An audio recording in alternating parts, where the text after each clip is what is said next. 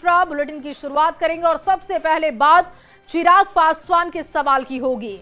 केंद्रीय मंत्री और एलजेपी-आरबी के अध्यक्ष चिराग पासवान ने अपराध को लेकर बिहार पुलिस पर सवाल उठाए हैं, जिसका जवाब जेडीयू नेता नीरज कुमार ने गृह मंत्रालय के आंकड़ों के जरिए से दिया है। सवाल है कि चिराग पासवान बार बार अपनी ही सरकार पर हमला क्यों कर रहे हैं। ये खास रिपोर्ट देखिए।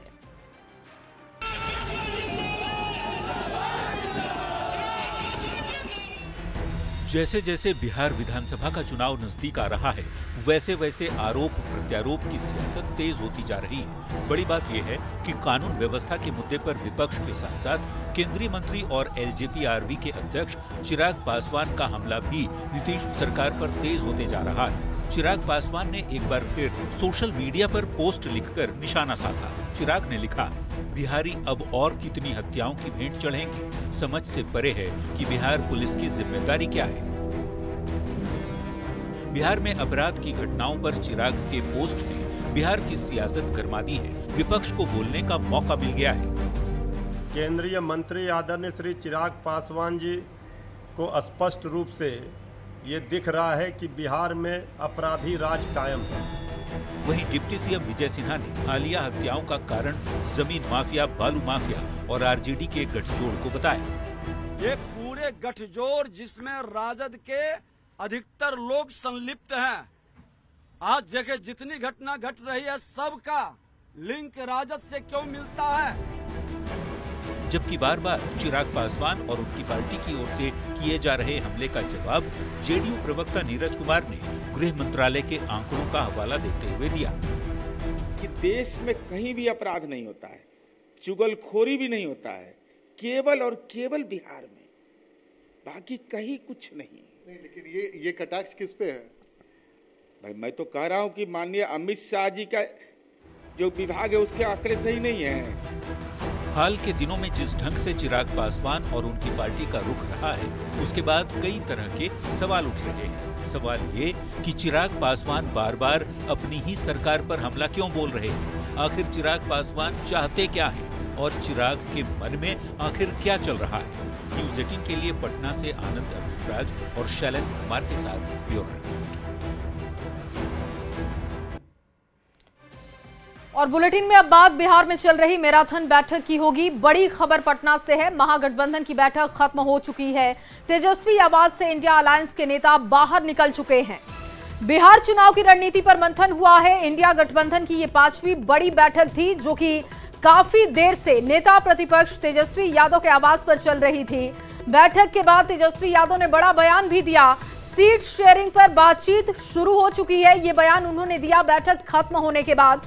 महागठबंधन के पास बिहार के लिए बहुत बड़ा विजन है। तेजस्वी ने कहा कि मीटिंग काफी अच्छी रही, काफी देर तक ये बैठक चली। तेजस्वी ने अपराध के मुद्दे पर नीतीश सरकार को एक बार फिर से घेरा है।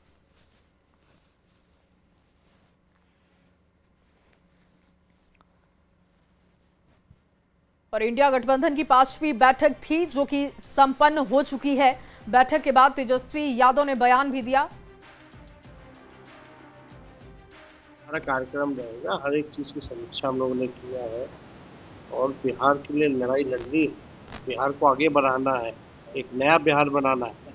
तो हर एक विषयों पे हम लोगों ने चर्चा की है और बड़ी अच्छी मीटिंग हुई, काफी लंबी बैठक। सीट शेयरिंग को लेकर के भी चर्चा है। हाँ, सीट शेयरिंग पे भी बातचीत। हाँ, बातचीत शुरू। तो बिहार में अब लॉ एंड ऑर्डर कहाँ रहेगी?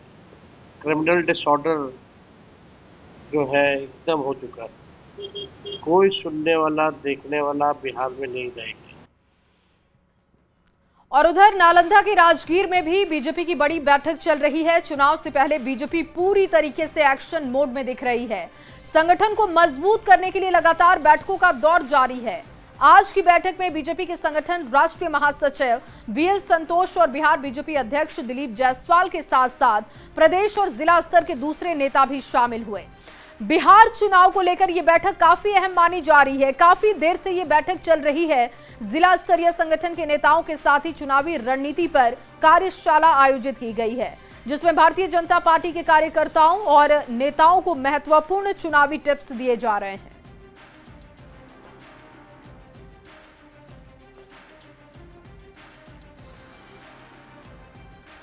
और वहीं बिहार में 100 यूनिट मुफ्त बिजली देने की खबर का वित्त विभाग ने खंडन कर दिया है। वित्त विभाग ने प्रेस रिलीज इसको लेकर जारी किया और कहा कि वित्त विभाग ने ऐसे किसी भी प्रस्ताव पर सहमति अपनी नहीं दी है और ऐसे फैसले को वित्त विभाग की तरफ से खंडित किया जाता है। और उन्होंने कहा कि वित्त विभाग ने ऐसी खबरों को भ्रामक और तथ्यों से परे बताया है।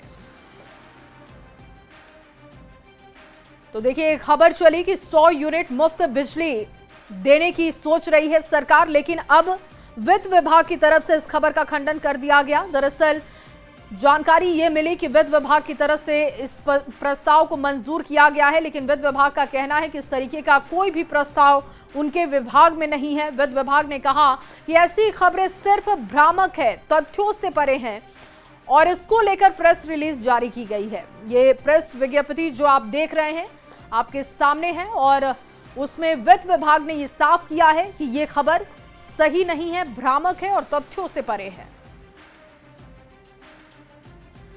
और पटना वासियों के लिए बड़ी खुशखबरी है। मेट्रो का नया कोच गुजरात से पटना पहुंच रहा है। पटना में अब जल्द मेट्रो आपको दौड़ती हुई दिखेगी। ये खास रिपोर्ट देखिए।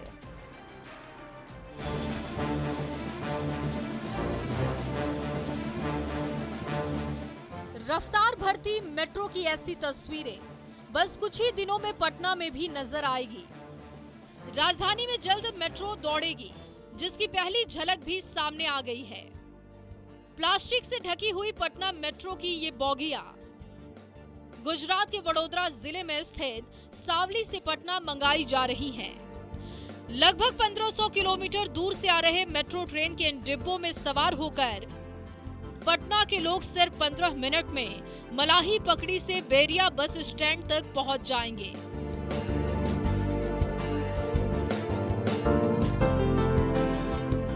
मेट्रो के परिचालन से पटना की सड़कों पर बढ़ रहा ट्रैफिक का दबाव भी कम होगा, साथ ही शहर वासियों को बेहतर कनेक्टिविटी भी मिलेगी।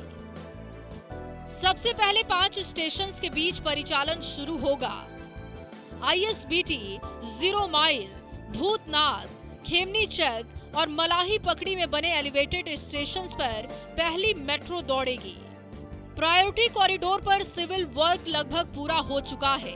तेजी से ट्रैक बिछाने के साथ ही ट्रेन को सेट करने का काम भी हो रहा है।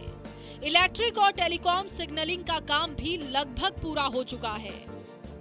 15 अगस्त को पहले चरण के तहत मेट्रो का शुभारंभ होना है। मुख्यमंत्री नीतीश कुमार ने साफ तौर पे कहा था कि इस साल मेट्रो की सौगात पटना में मिलेगी। उसके मद्देनजर यहाँ पर मेट्रो का डिपो लगभग बनकर तैयार है।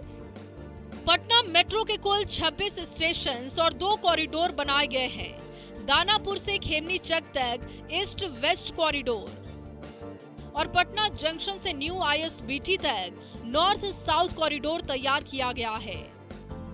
लगभग 9 किलोमीटर में मेट्रो का टनल रूट भी तैयार हो रहा है। जल्द ही दिल्ली की तरह भूमिगत स्टेशंस पर भी लोग मेट्रो के सफर का लुत्फ उठा सकेंगे।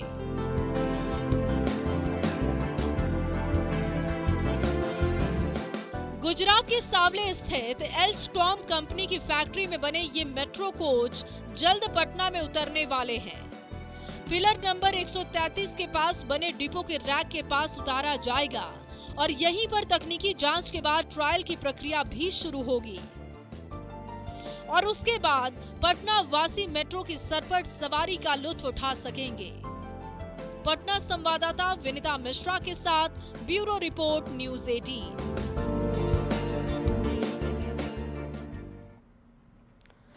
और वहीं बिहार में उद्योग और निवेश को लेकर लगातार सियासत हो रही है। एनडीए का कहना है कि बिहार में तेजी से निवेश हो रहा है, लेकिन विरोधी दल आरोप लगा रहे हैं कि निवेश के नाम पर छलावा सरकार कर रही है।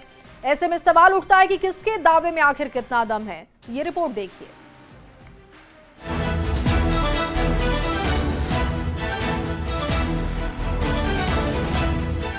बिहार में माहौल बदल रहा है। सीएम नीतीश के नेतृत्व में राज्य में लगातार नए नए उद्योग लग रहे हैं। बदलते बिहार में न सिर्फ निवेश का माहौल बन रहा है, बल्कि बड़े पैमाने पर देश के जाने माने उद्योगपति बिहार में निवेश भी कर रहे हैं। बिहार में उद्योगपतियों की दिलचस्पी से सरकार उत्साहित है। बिहार आज एक नई औद्योगिक उड़ान के लिए तैयार है और हम अक्सर कह रहे हैं कि बिहार है तैयार, और आज बिहार ने वो क्षमता है कि पूरे पूर्वी भारत का एक प्रमुख ग्रोथ इंजन बनकर के उभर रहा है। नीतीश सरकार निवेशकों के लिए हर तरह का माहौल बनाने में जुटी है। साल 2006 में राज्य निवेश प्रोत्साहन परिषद का गठन किया गया, जिसके बाद निवेश प्रस्तावों की समीक्षा और क्लियरेंस प्रक्रिया सरल हो गई। साल 2006 में बिहार सिंगल विंडो क्लियरेंस अधिनियम भी लागू हो गया। साल 2023 में बिहार बिजनेस कनेक्ट की शुरुआत की गई। बिजनेस कनेक्ट के जरिए 530 करोड़ से ज्यादा के निवेश के समझौतों पर हस्ताक्षर हुआ। बिहार बिजनेस कनेक्ट 2024 में 1,81,463 करोड़ के निवेश के प्रस्ताव आए। नए निवेश के प्रस्ताव आ रहे हैं। अभी हाल ही में जो SIPB है उनके द्वारा बहुत सारे प्रोजेक्ट्स को जो बिहार के विभिन्न हिस्सों के साथ डिफरेंट सेक्टर के प्रोजेक्ट्स की स्वीकृति दी गई है। बड़े बड़े निवेश भी आ रहे हैं, 1000 करोड़ से अधिक के निवेश भी आ रहे हैं। जाहिर है बिहार में निवेश का माहौल बदला है। एक आंकड़े के मुताबिक पिछले साल बिहार में 423 कंपनियों ने निवेश में दिलचस्पी दिखाई, जिसमें निवेश करने वाली प्रमुख कंपनियां हैं सन पेट्रोकेमिकल्स 36,700 करोड़ रुपए का निवेश, NHPC 5,500 करोड़ रुपए के निवेश का वादा, SLMG beverages Coca Cola 3,000 crore रुपए का निवेश, Haldiram snacks private limited 300 crore रुपए का निवेश, श्री सीमेंट 800 करोड़ रुपए के निवेश का वादा। इन सभी कंपनियों को पहले चरण की मंजूरी मिल गई है। परियोजनाओं पर काम भी शुरू हो चुका है। बिहार में कंपनियों के बड़े निवेश को NDA नेता नीतीश सरकार की दूरदृष्टि बता रहे हैं। हालांकि विरोधी दल इसे मानने से इनकार कर रहे हैं। बिहार में इंडस्ट्री के लिए NDA सरकार ने एक बेहतर और अनुकूल वातावरण तैयार किया है। यही आज का नया बिहार है। NDA की विकासपरक सोच और नीति के कारण आज Tata group, Adani Wilmer, PepsiCo, Coca Cola, ITC Britannia, hero cycles जैसी बड़ी कंपनियां बिहार में अपने प्लांट स्थापित कर चुके हैं। देखिए, बिहार के गैर जिम्मेवार विपक्ष के लाख दुष्प्रचार और बिहार की नकारात्मक छवि बनाने की कोशिशों के बावजूद निवेशक बिहार में तेजी से आकर्षित हो रहे हैं, क्योंकि वो जानते हैं कि बिहार में नीतीश कुमार जी हैं। बिहार में सरकार के स्तर से जो निवेश के माहौल होने चाहिए वो नहीं बनाए जा रहे हैं। सरकार हर मामले में फिसड्डी है। बिहार में उद्योग लगाने के लिए आकर्षक योजनाएं लाई गई हैं। बिहार औद्योगिक निवेश प्रोत्साहन नीति, मुख्यमंत्री उद्यमी योजना, बिहार स्टार्टअप नीति, साथ ही क्लस्टर विकास कार्यक्रम भी चलाए जा रहे हैं। मुझे लगता है कि सरकार को कुछ और काम करना चाहिए, जैसे कि सबसे पहले ब्यूरोक्रेसी को दुरुस्त करना चाहिए। जो लोग लगे हुए हैं इस पॉलिसी में, ब्यूरोक्रेसी सपोर्ट नहीं कर रही है प्राइवेट इन्वेस्टर। बहुत सारे रेड टेपिज्म जो है वो काफ़ी बढ़ा हुआ है, उसको रिड्यूस करने के लिए जरूरत है। बिहार में तेजी से निवेश हो, इसके लिए बिहार और केंद्र सरकार लगातार कोशिश कर रही है। गया का डोभी और पटना का बिहटा तेजी से उद्योग का केंद्र बन रहा है। गया के डोभी में राज्य का पहला और देश का सबसे विकसित औद्योगिक पार्क बनाया जा रहा है। बिहार में अगर इसी तरह का माहौल रहा तो उम्मीद है बिहार निवेश को लेकर देश के अव्वल राज्यों में शामिल हो जाएगा। न्यूज़ 18 के लिए पटना से आनंद अमृतराज की रिपोर्ट। और देखिए, बिहार में अब निजी कंपनियां भी राज्य के विकास में सीधे भागीदार बन सकेंगी। वित्त विभाग ने बिहार राज्य कॉर्पोरेट सामाजिक उत्तरदायित्व यानी कि CSR नीति 2025 को अधिसूचित कर दिया है, जिससे कंपनियां अपने सामाजिक दायित्व यानी कि CSR फंड के तहत बिहार की सरकारी योजनाओं में सीधे निवेश कर सकेंगी।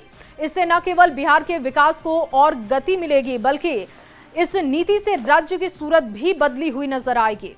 वित्त विभाग के प्रधान सचिव आनंद किशोर ने बताया कि एक CSR पोर्टल तैयार हो गया है, जिसे जल्द ही वित्त मंत्री सम्राट चौधरी लॉन्च करेंगे, जिसके CSR के तहत निवेश करने वाली कंपनियां अपना रजिस्ट्रेशन करा सकेंगी।